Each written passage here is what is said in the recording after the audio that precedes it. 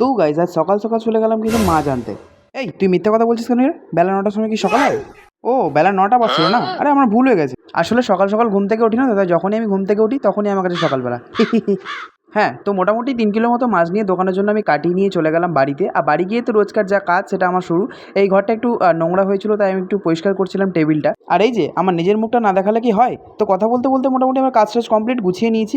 আর এই যে এই বড় ছবিটা তোমরা দেওয়ালে দেখতে পাচ্ছ, এটা হচ্ছে আমাদের সব ভাই বোনের ছবি। এটা দিদির বিয়ের একটা বানানো হয়েছিল, তাই এই দেওয়ালের এখানটায় লাগিয়ে রেখেছি। আর এটা হচ্ছে আমার মা আর আমি, এটা আমার সব থেকে প্রিয় একটা ছবি।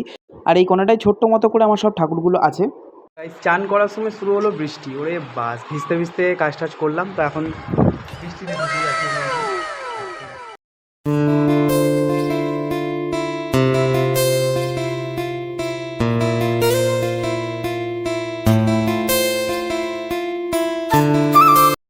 যাক বাবা, এই গরমে কাজ টাজ করে একটু বৃষ্টিতে ভিজতে পেলে খুব খুশি।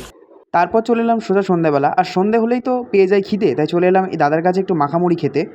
তোমরা যদি আমার এই মিনি ব্লগটা ফেসবুক পেজ থেকে দেখে থাকো, তাহলে ফেসবুক পেজটা অবশ্যই তোমরা কিন্তু ফলো করে দিও, আর লাইক কমেন্ট শেয়ার করে দিও। আর যদি ইউটিউব থেকে দেখে থাকো তো চ্যানেলটাকে অবশ্যই সাবস্ক্রাইব করে দিও।